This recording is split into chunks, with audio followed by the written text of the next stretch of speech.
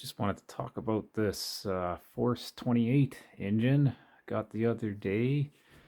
I'm pleasantly surprised with what I'm seeing here. This is usually you get what you pay for, but I didn't pay a lot for this, and I'm pleasantly surprised for once. I'll just run through a few things that I think are pretty awesome.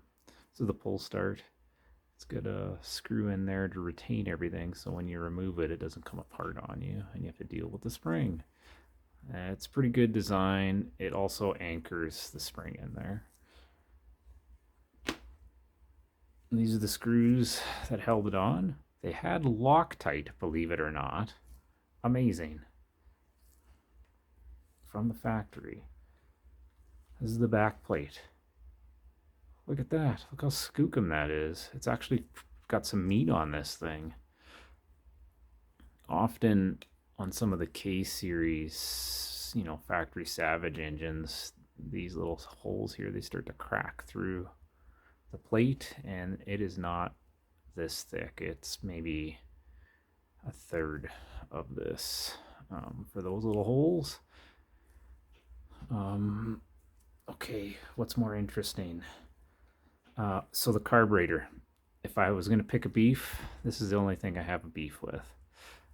But like I said, for the price, you really can't complain a hell of a lot. But so it's got a plastic inlet nipple versus a brass one. I'm going to run it like this and see how it works. But the main thing I'm not super duper enthused about is the slide. It's got quite a bit of up and down play, and it's definitely not as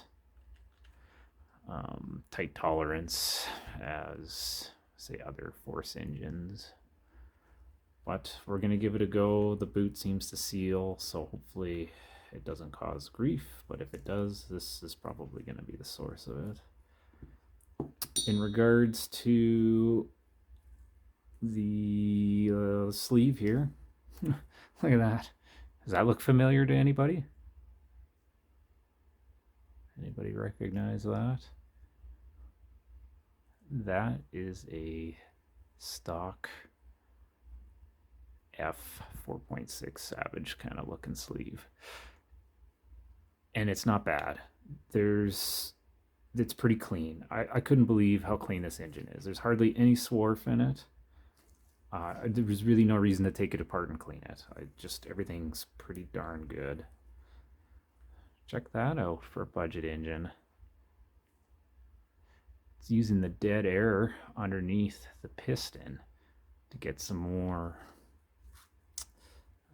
flow into the cylinder. Look at that. That's nice to see. Not much else to show you here. Typical head button. I like that it's a head button because if you ever have an issue with stripping things out, you can just swap this versus the ones that are integrated into the head.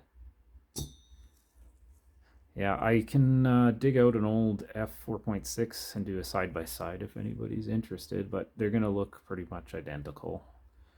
I am curious about the backplate though. I don't know if that's thicker or not.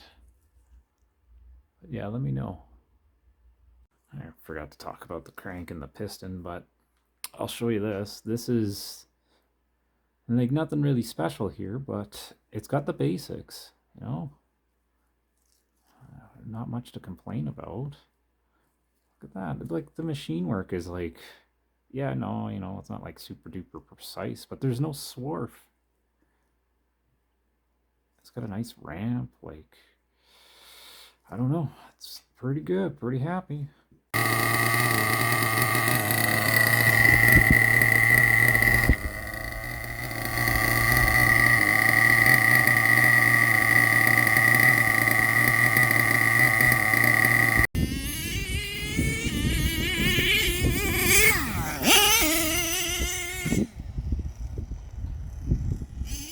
Need a minor 3-speed adjustment, but it's not bad.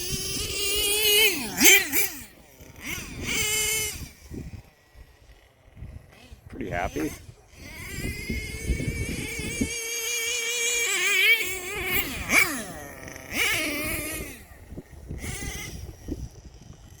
About 250 all day long. 30 degrees out.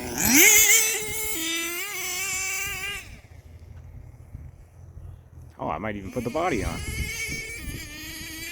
Alright, here we are at half tank. Ooh, sounds good.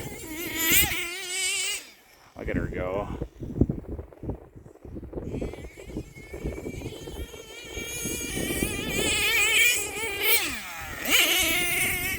Not much to complain there. Idle's great. Little wheelie.